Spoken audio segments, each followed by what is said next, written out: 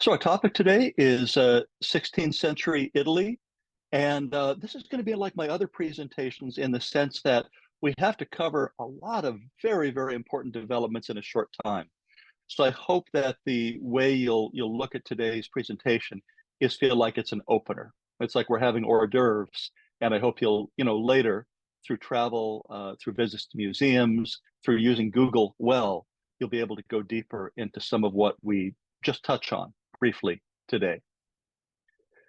So the period of the High Renaissance, such an extraordinary period, maybe the most extraordinary period in Western civilization, where three great masters, Leonardo, Raphael, and Michelangelo, took the possibilities of art to an unprecedented level in their mastery.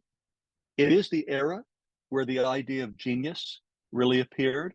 And genius is a word that I think it gets overused and is probably misunderstood. But I take genius to mean extraordinary creativity, individuality, and innovation when things have been created at a level that has not been seen before. I'll mention an Italian word, disegno, is very crucial to this period. And the best translation of it might be design or possibly drawing. And it's a word that expresses how masterful and fresh the conceptions beneath the works of art of the 16th century were. And historically, you want to keep in mind that Rome was being rebuilt. Rome had had physical disintegration and political turmoil for a long time. But in the 16th century, particularly under the Pope Julius II, the great patron of this era, the resources of the church, including the revenue from indulgences, made art and architecture a very, very high priority, and it created works on a grand scale. To touch on Leonardo, what can we say about Leonardo? His interest in science was so profound and so fresh and so new. You want to remember just to give you context, when Galileo said that the Earth was not the center of the universe, it took the Catholic Church 500 years to apologize to Galileo, after he was kicked out of the church. And so you think how extraordinary it was that Leonardo did deep scientific explorations, including dissection. Here you see a cross section of a womb with a fetus. So he had a deeply scientific mind. And if you had been able to meet him early in his career, he might have told you he was a military engineer. But of course, he was a meteorologist and a scientist and a pretty good amateur artist as well. In terms of what I appreciate most about Leonardo da Vinci, I think the form and atmosphere of his works is extraordinary. And the word cartoon used to mean study. It was often a kind of a drawing that was a conception for a tapestry or for a painting. And you look at this extraordinary cartoon for an image of four figures made in 1505 to 1507. Look at the economy of that drawing in terms of media. It is a darkened piece of brown paper along with black charcoal and white chalk. And look at the sensuality and the form that he creates. Look at the atmosphere he evokes, so you feel a sense of a sculpture on paper in his work. And with that interest in atmosphere, he created what I'm going to call a unified representation. And maybe later when the Impressionists came along, when Monet used to say, well, I want to capture the envelope, the complete atmosphere of lighting around an object, he was speaking a language that Leonardo had started the dialogue for. So he achieved the unified representation of landscape, figure, all of this in a setting that was somehow credible and subtle and deep. And not only did he do that, but look at the interplay. When you look at the figures here, look at the way that the eyes look in and around the composition. St. Anne looks across infant St. John towards us. The Madonna looks down towards the infant Christ, who makes a gesture of blessing towards his brother and his aunt. All of it forms a beautiful, stable kind of composition that is in front of a magnificent grotto that feels like a cathedral in nature. It's extraordinarily sophisticated. The Last Supper Leonardo's most famous work, what I find well relevant, there's so much to say about it, but I want to point out that it was a very ruined, incomplete image, and still is, but it's had recent restoration. So if you'd seen it in the 1970s, it's estimated that over 90% of the paint on the surface was the work of restorers, because the method he used in this fresco began to deteriorate almost as soon as he was done with the painting. He was experimenting. And so if you were to see it today with restoration, it's a much paler fresco, and the surface up close has many, many openings and many flakes in the paint. It's been partly restored with watercolor. And of course, the tradition of restoring with watercolor means that the restoration could be easily washed out if we ever get a better technology. And this is what you would see if you inspected it up close. And we really get just a fragmentary, kind of a ghostly image of the human evocation of the Last Supper.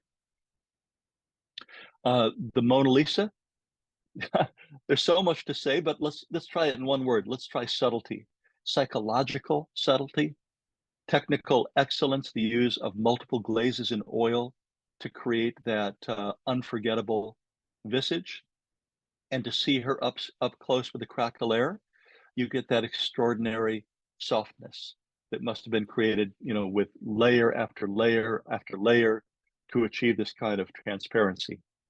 And I know there has been talk from time to time about restoring the Mona Lisa, and there's a national debate about it in France among art restorers. I hope the debate goes on, but is a notion that maybe they could take it down to some of the more original color, because the varnish colors it now, which makes it more golden than it probably appeared originally.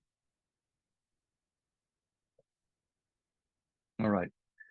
Raphael had a very, very short life and is buried in the Pantheon at his own request. He died of being bled when he had a fever, died in his 30s.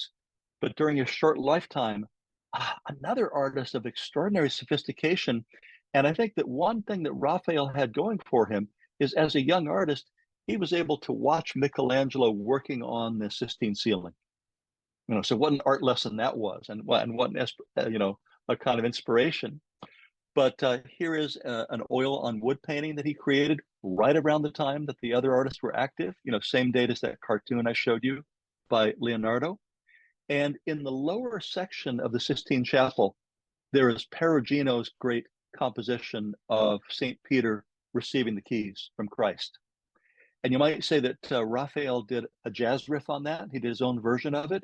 And here, with the marriage of the Virgin, he used that same fantastic, deep, carefully rendered perspectival space. And he created an architectural fantasy, an unfinished chapel that you can see through to take you into deep space. You notice the way it frames the horizon behind it. He created a second layer of figures and more drama, both in the background and around the edge of that structure. And if you're wondering, what is the young man with red tights doing in my lower right? He's breaking a rod over his knee in frustration because he was Mary's suitor and Joseph got her instead. But, great sophistication, multiple figure composition. Look at the drama that's happening in the colors of that painting, and you can see what Raphael was capable of. Has there ever been a more graceful, more kind of permanent depiction of mother and child than Raphael achieved in this Madonna in a Meadow?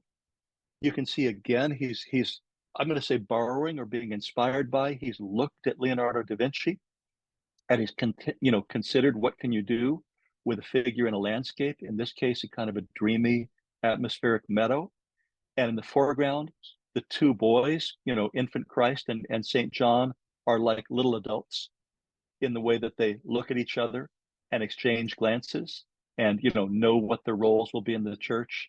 And as an icon of stability, a sort of a triangle in red and blue, Mary kneels above them, offering infinite support and grace.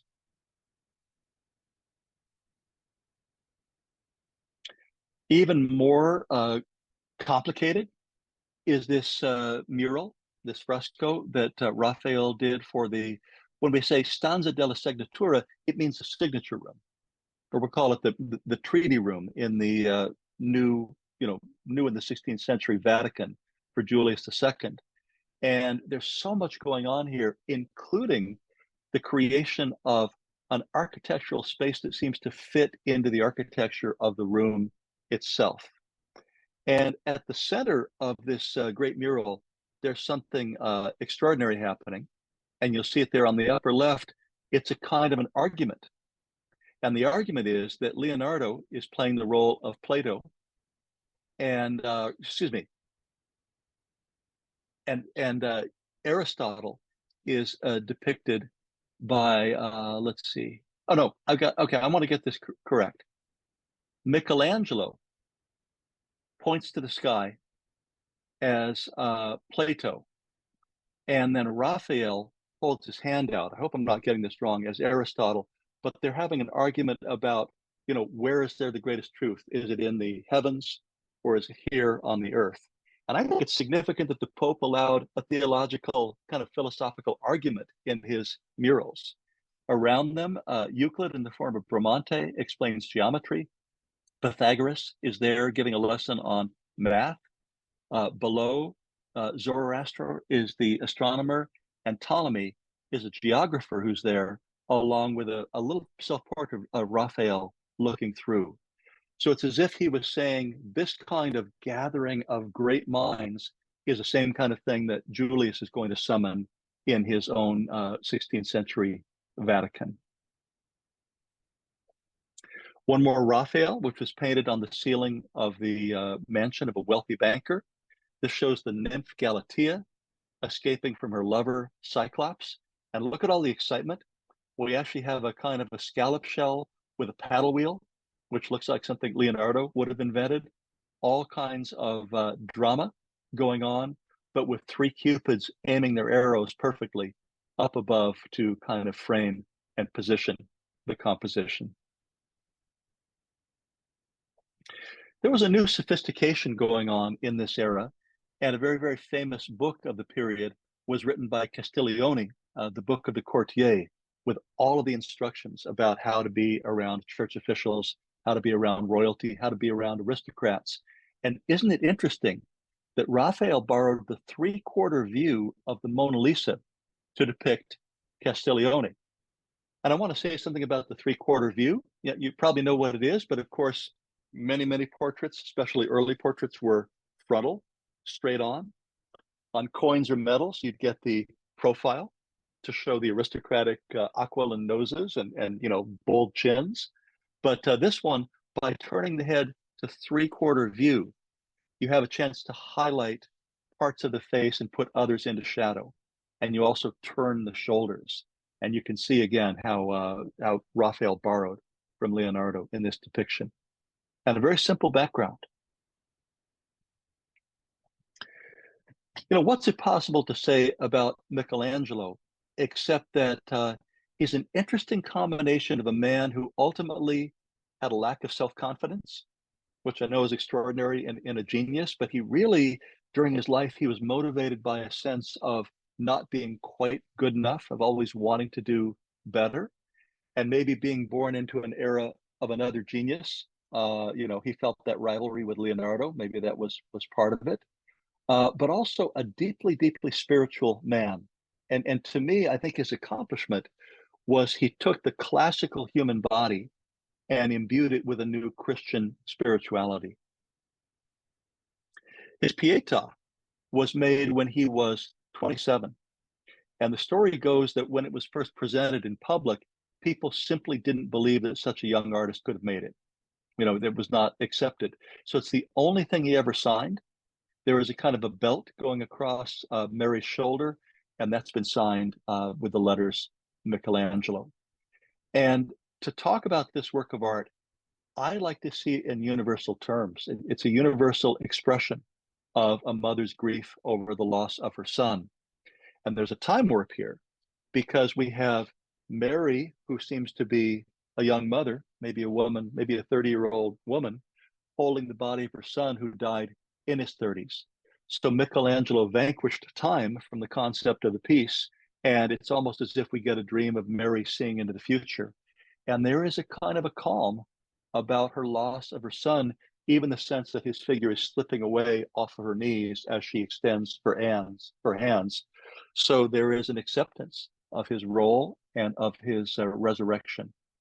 But the naturalistic polish, the believability of the flesh of the figures, how about that detail of the hand of Mary holding Christ under the shoulder, where you see what happens to the muscles. You see the softness of the body as his dead body relaxes into her gesture. Michelangelo's David was originally meant to be put outside the Florence Cathedral, but when people saw how extraordinary it was brought indoors to the Accademia, where you can see it today, along with some of his unfinished marbles. It really represents a certain idea of human perfection, but in colossal form. And when I say colossus, it's nearly 17 feet tall. And it was carved from a block of marble that another sculptor had started and then never finished. And Michelangelo had a very, very extraordinary way of working. He told people, I don't start carving till I have a complete conception, till I see the figure inside the marble. And the way he worked, he would start at the face of a piece of marble. And bear in mind, he's working with both punches and then later chisels, kind of shattering the marble. And he worked his way in across the figure and towards the back. So it was a little bit like if you imagine a figure in a bathtub and you drain the water out of the bathtub, the figure comes out that way. The physical labor of making these things, I think, is extraordinary. People say there's a little bit of Michelangelo himself, maybe a little bit of a self-portrait in his image of Pope Julius for this tomb, and excuse me, the image of Moses for the tomb of Julius. And look at the tension in that figure. The veins popping in the hand, the other hand twisting the beard, and the head turning into this kind of contrapposto three-quarter view. We also have that weird detail of Moses having horns, which I've been told came from a mistranslation of the early Greek version of the Bible, where they said that Moses had a terrifying aura, and that got translated later to horns. One more detail. Look at the foot pushing back against the kind of back of this space. You really, really feel Moses about to rise and exhibit tremendous physical force. And you feel that too in his series, Michelangelo's series of slaves. This one, the bound slave, the rebellious captive, has a spiritual take that you can give to it because it's about a struggle to be released from captivity. And there's a metaphor of the human body struggling for spiritual communion. And in his sonnets, because Michelangelo was, of course, a very fluent poet, he wrote a great deal about this kind of struggle to be released from the body and to have spiritual union. Fantastic. And when you look at the unfinished pedestal, you get a feeling of, this once having been a mass of marble, and what did it take to conceive and polish and release it from the figure. The Last Judgment of the Sistine Chapel came about 30 years after the ceiling. So we're going to look at those maybe separately, stylistically, get the feeling of how different they were. But imagine the way Michelangelo worked as he did this. He was up on scaffolding, probably with one or two assistants, and he's making figures that were twice life size. And the way he apparently did it, he would have a cartoon or a drawing or a piece of parchment that was maybe a hand or part of an arm or part of a face, and it would go above his head, and there would be pinpricks in the cartoon, and he would shake a bag of charcoal and get these kind of pinprick drawings up on the ceiling, and then he would paint freshly, right above his head. And Vasari said that Michelangelo spent so much time with his head cranked backwards as he worked on this that he began to open his mail with his head cranked backwards because it became just his normal way of looking at things. He made very, very few mistakes. When they restored this set of murals maybe 20 years ago, they found very, very few places where he had painted a secco or dry on top of the fresco. So this incredible multi-figure conception that took 8 years to paint was, all of it done so directly and fluidly by an artist who would have told you he was primarily a sculptor, but he was asked to paint by Julius II. The Last Judgment came after a sack of Rome, an invasion of Rome, and everyone who had been in Rome had seen atrocities. It was all quite terrifying, and I think that terror is there in the kind of judgment that Christ, with Mary crouching next to him, gives off in this great fresco. If you see what looks a little bit like the gestalt of a floating skull, you're not alone. Look at those kind of two eye sockets below the arches, and the nostrils where you see the image of Christ. And going close up, Michelangelo put himself into this composition. He's there in that kind of golden cap, looking on beneath the pointing figure of Christ. And of course, look at the look at the gruesomeness of the Last Judgment. Saint Peter, or excuse me, I have a different saint. I have a wrong saint, but one of the saints is holding a flayed human skin in his hand, and you can see the terror as the demon bites on another figure that is being dragged down to hell. Let's go to architecture and look at some architectural gems. This is the Tempietto, the small temple designed by Bramante, that was meant to go inside, kind of in the courtyard of another Renaissance building that has since been partly destroyed or remodeled. But what an elegant little chapel that's almost a piece of sculpture. And some details that I appreciate. Look at the way that the columns lift the kind of rings of the balcony off of a circular set of foundations. And I look at those wonderful arms that support the marble railing. They seem to be like arms joined at the elbows, piece of sculpture. And then that chapel dome that goes in and moves out. So many decorative and elegant details that make the architecture an aesthetic statement as well as a building.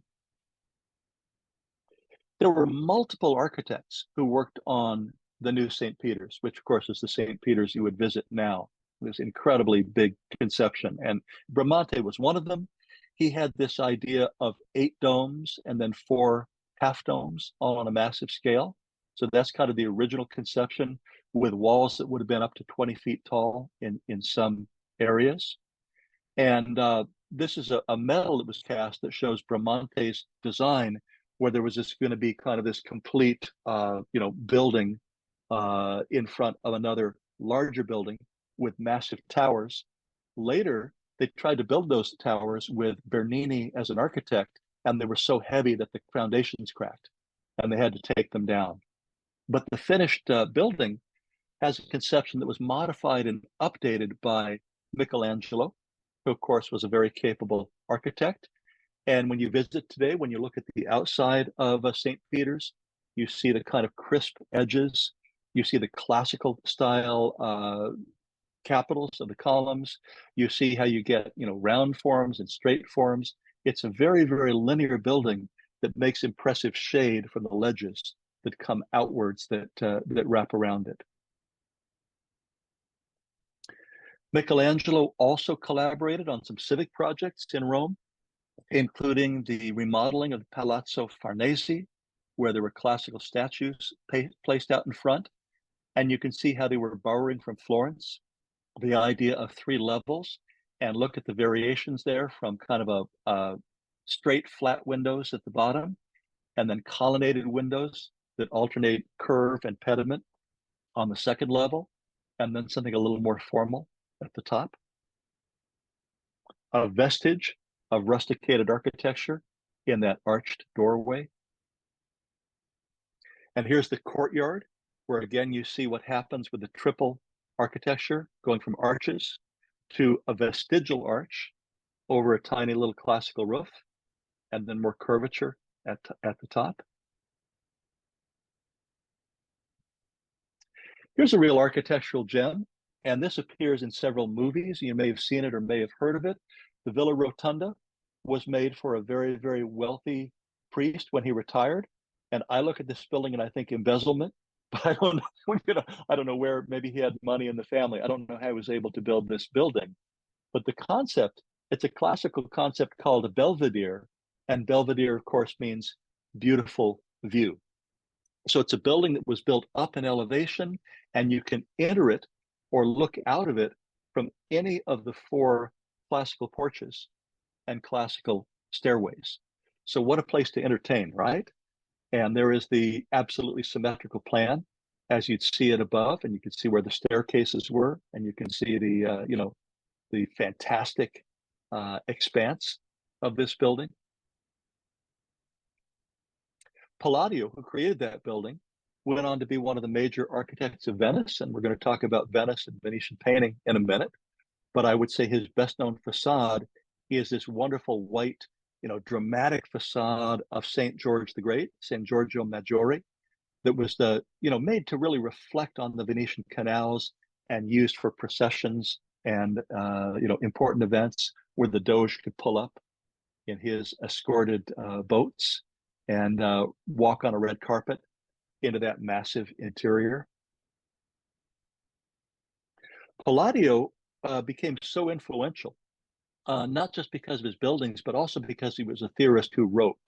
And for many, many years, and I'm sure still, Palladian architecture is used as a kind of a model across the West, first in Europe and then later in the United States. So Palladian architecture, you might say that it is the kind of the ancestor of the Southern mansions with the great double colonnades. And you probably can go to Bel Air or Beverly Hills today too and talk to a realtor and say, I'd like Palladian. And they'll say, well, that starts at 20 million. Let me show you a few things. But really invented a kind of a standard of new classical architecture. What a feeling to go into these massive spaces in Venice. And there are paintings in this building and other buildings like it, but they tend to be towards the back. The space itself, with its white plaster and white half columns, really emphasizes the form and the grandeur of the architecture over anything else. And of course, you get lighting from the clear story windows that circle the domes. So moving from Rome to Venice, I want to say something about what some people call late Renaissance, or I'll call it Venetian Mannerism. You get a very, very different kind of style in Venice. I think there's a number of reasons, and one of them is simply being further from the Pope and having a different leadership under the Doge. The Doges were independent, wealthy men who brought their own furniture and their own collections when they moved into the Doge's palace. But in this Mannerist era in Venice, you get a style that is very, very theatrical. And whereas the pomp and the grandeur of Roman art was to support the church, here you get more mythology, more color, and more theater and more fashion. I like to tell people that Mannerism is a style that it ran hot and it ran cold. So in other words, it hit the extremes. It could be very, very passionate and intuitive, but it could be very, very cold and theoretical and intellectual, and sometimes both. And of course, what a tough thing it was to be a Venetian, because you had to look to Rome.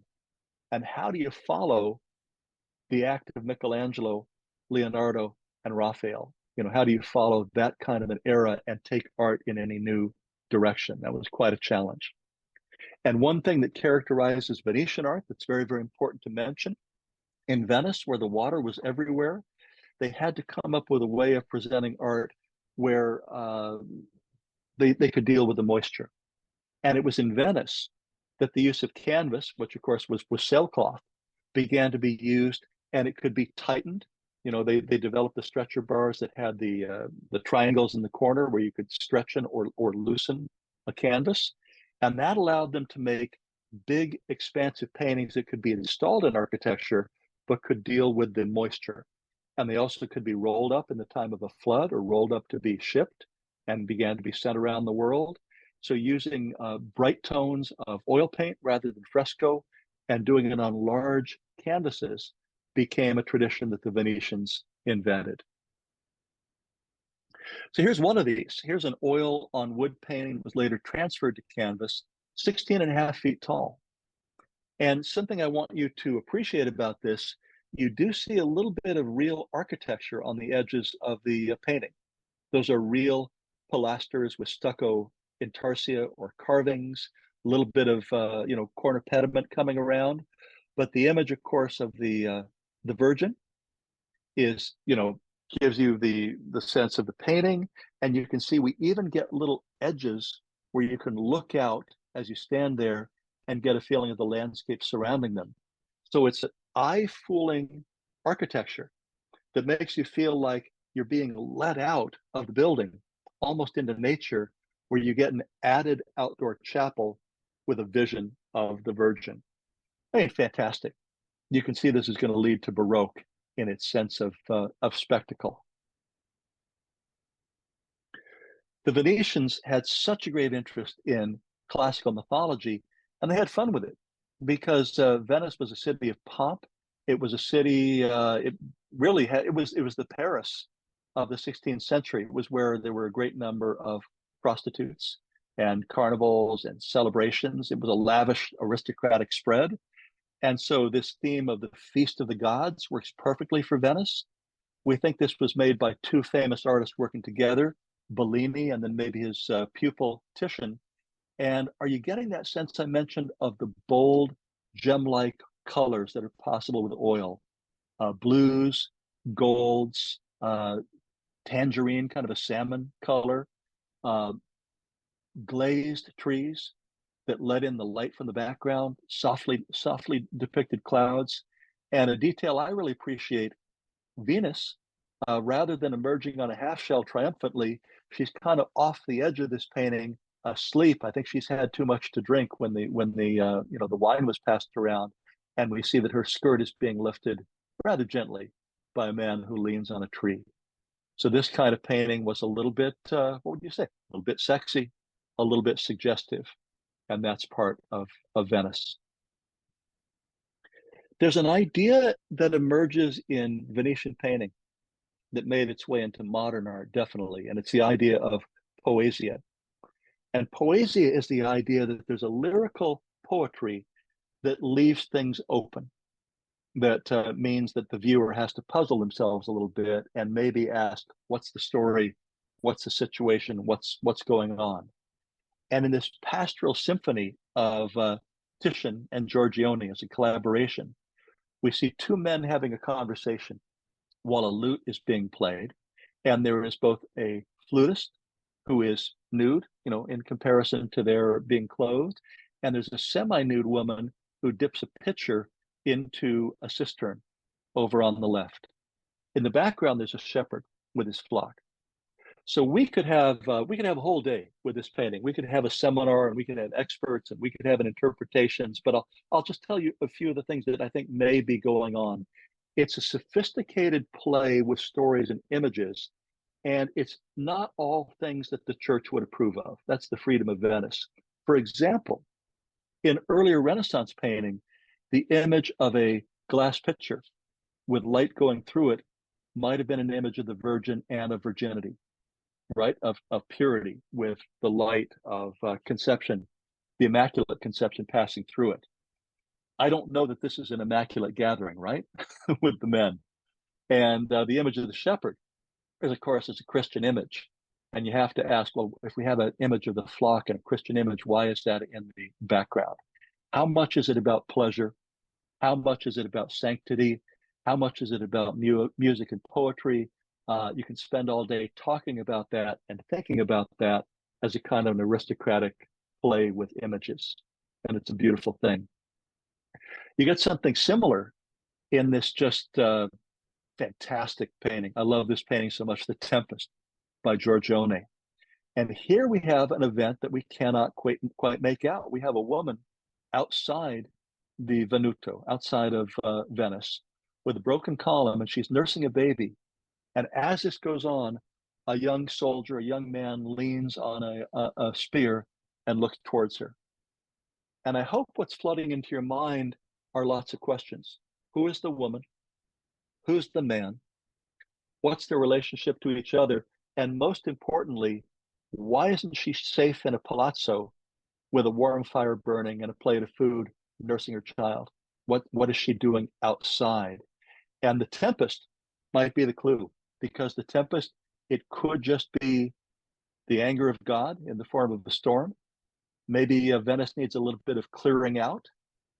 Maybe she's a young woman who, with an illegitimate child, maybe that's the reason she has been sent away. And of course, Mary was not married to Joseph. I mean, anyways, it raises all kinds of questions about innocence and virtue and civilization and relationships and beauty. And it's there for you to ponder what it might mean to you. Titian was capable with oil paint of making brilliantly painted religious paintings on a scale that people hadn't seen before. So 22 and a half feet tall, this Assumption of the Virgin, where the Virgin is raised up to eternal glory. And look at the burst of yellow gold light behind her as she stands on the rings of clouds and cupids and angels. And look at the figures reaching up to her. And it's been said here that the preaching of the time talked about different levels of love, of hierarchies of love. And it seems like we have here human love, the love that human beings are capable of on the lowest level. And then we have something divine in the center, and we have the love of God at the top, which would be the highest form of spirituality, the highest form of love that we would all maybe look up towards and strive to attain. But all of that put into a kind of a beautiful literal form. Here's another mural from Venice where you get that feeling of the space being pushed out. The Madonna of the Pesaro family. The Pesaro was a family that had produced a great admiral who defeated the Turks in a naval battle. So he is led into the scene. He is kneeling there in red drapery into the presence of the Virgin. And we actually have a Turkish prisoner there on the left with his turban, kind of hard to see beneath the flag. And Mary is approving and inspecting all of this as two kind of friars look on. And you can see that the infant Jesus is in a good mood. He's, under the covering of his mother, but sort of looking over at the friars. It's a magnificent painting where we even have something supernatural. We have cupids or angels floating on a cloud up above. And like the earlier painting, we feel like we're being led out into the landscape, as if we can kind of see all of this taking place and be indoors and outdoors at the same time. What kind of activity could someone like Titian put into a painting? So much action in this as Bacchus races towards Ariadne in this fantastic oil painting. It's about 6 feet wide. And along with him, you can see the man who is wrapped in snakes. I'm having trouble thinking of the name of the figure, but Michelangelo sculpted him, the man who cursed the gods and had his sons taken away. But look at some of the figures here. Leopards pulling the chariot, a tiny figure that has the hooves of a goat. And of course, a dog is barking at him as he moves forward. There is a figure in the background that's holding the leg of a calf. So there must have been a sacrifice. There's a woman playing cymbals, and all of it seems to rush towards what might be the Bay of Naples and rush towards Ariadne. What a crazy procession, and what color and weather and drama in this composition. Here's another picture where Titian invites us into something very intimate and extraordinary, the Venus of Urbino. He did several variations of this painting, and we're really brought into the presence of a very sophisticated courtesan who celebrates courtly love and also celebrates marriage. Because if you look at the details, the dog sleeping at her feet would mean loyalty. And the mulberry plant on the edge where her servants are looking into her trousseau, into her marriage chest, is a symbol of eternal love, because it's a plant that is always in bloom. So these pictures are, they're beautiful to look at, and they are rich with symbolism. There certainly was great portraiture coming out of Venice, and this one of Isabella d'Este, I wouldn't take it as realism, because she was apparently an older woman when this was commissioned, but she had Titian use an earlier portrait of her to make it look as if she was 20 years old for the painting. So she looks out rather sternly and younger than she really was. And I honestly appreciate most the texture and the fabric in the painting. Look at the embroidered sleeves with her hands barely emerging. Look at that fantastic trousseau of crowns with pearls around her head, ringlets of hair, a three-quarter view like the Mona Lisa. You know, very, very imposing and very richly decorated portrait. I mentioned the Baroque earlier. We'll certainly tell you later in the series about how the Baroque energized painting and took painting to a new level of supernatural drama. But we see it starting here in the work of Correggio, where the Virgin is drawn into a, what do you want to call that? A heavenly cyclone? You know, just drawn up by the force of all these swirling figures into a dome towards the resurrection. Unbelievable drama that makes you want to crank your head upwards like Michelangelo did when he was painting the Sistine Chapel. When I talked about mannerism being artificial, I'm gonna tell you the best comment I ever had a student make about this painting. We were looking at this entombment by Pontormo, and I had a student raise his hand and say, "Those are toilet tissue colors," and I think he was right. Pale pinks, pale blues. There's a softness about these paintings, and you also can see that the figures are exaggerated. They are a little too tall.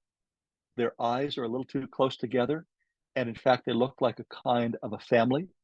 So you almost get the feeling of something being staged like a ballet or a dance.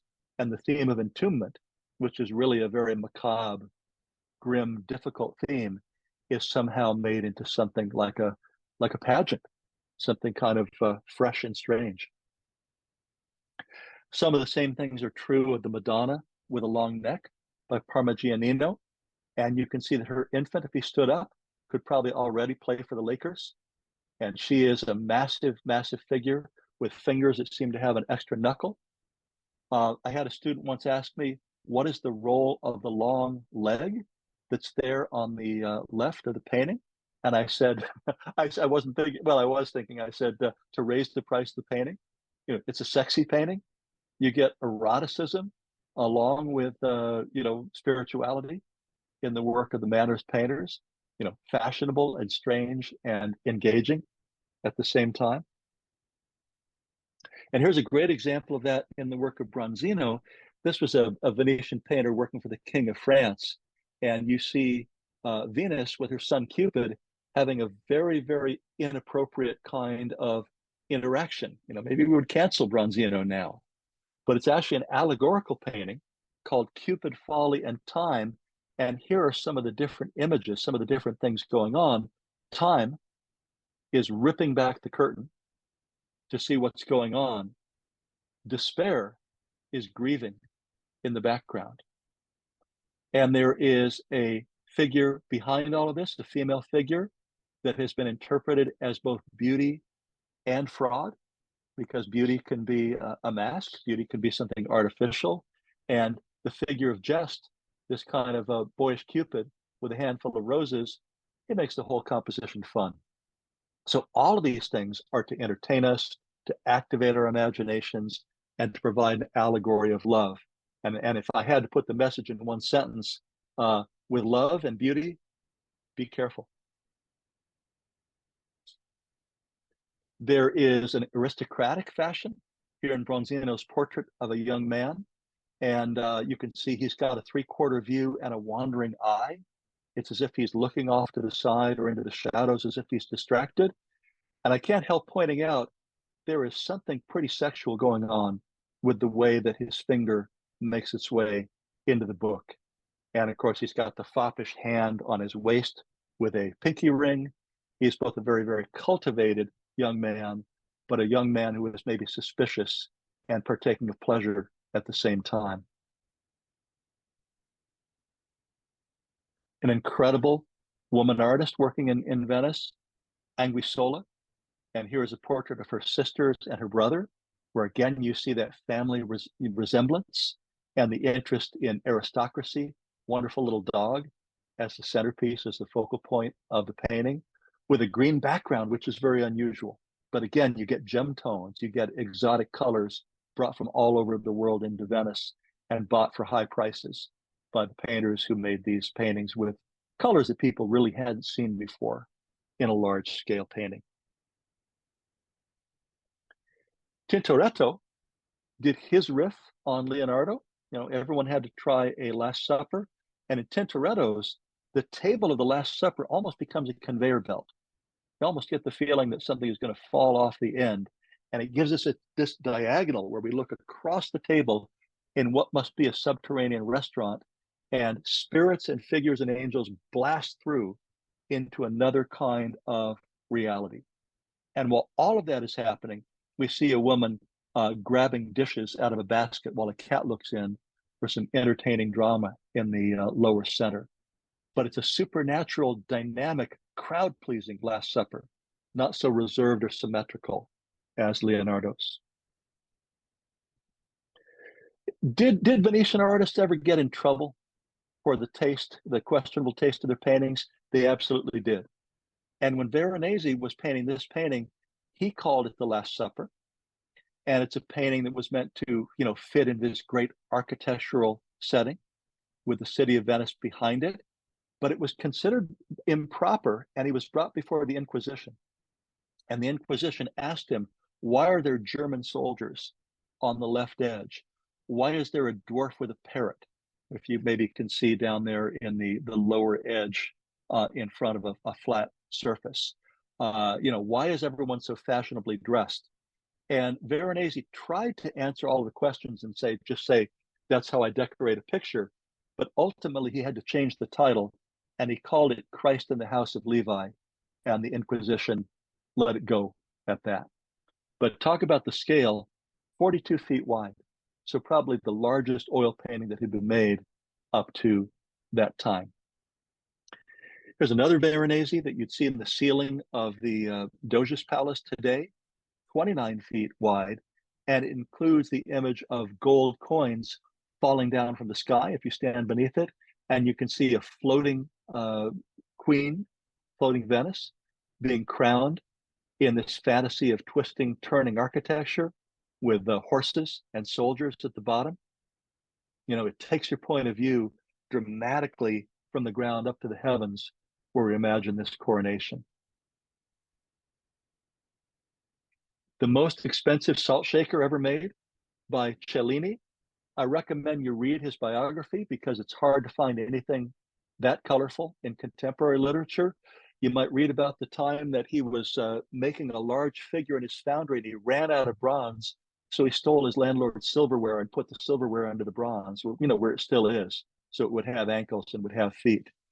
And this was made for the King of France, Francis I, these incredible, solid gold figures of a nymph and a Triton holding figure with a tiny bowl for the salt. And this is considered kind of the Mona Lisa of salt cellars. It's in the Kunsthistorisches Museum in Vienna. I had students ask me in the past, why is the theme of rape or abduction so prominent in Italian art? And I had to tell them, it tells the history of the Roman tribes, because Rome was largely formed by war and rape and the abduction of women. It was one of the foundations of their civilization. And here, Bologna made this kind of tripart figure, very, very complicated figure, which shows a defeated man literally under the buttocks of a triumphant man who carries away his wife as she, reaches toward the sky. And among the things I think about when I look at this piece, which has been stained, it's outdoors in Florence. I'm sure maybe they've cleaned it since then. But Bologna must have been very, very worried about that arm breaking off as he created this sculpture, because it's a very, very delicate thing to do in marble. Venetian architecture featured games just like the paintings did. So when you look at this courtyard by Giulio Romano, and this is for anyone, Martha, if you're next time you're in Venice, take a look at this. It's a very handsome, very imposing courtyard, but if you look carefully, the cornerstones beneath those little roof lines are a little bit loose, as if they might fall out. And when a cornerstone falls out and the roof and the arch collapses, the whole wall might collapse. So it's a little bit of a joke. It's a way of saying things may look good around here, but it's actually slightly unstable. Look at the magnificent scroll buttresses of this facade in Italy that centers the composition over those grand medallions and inserted figures. I think we have covered so much today. We covered it so quickly.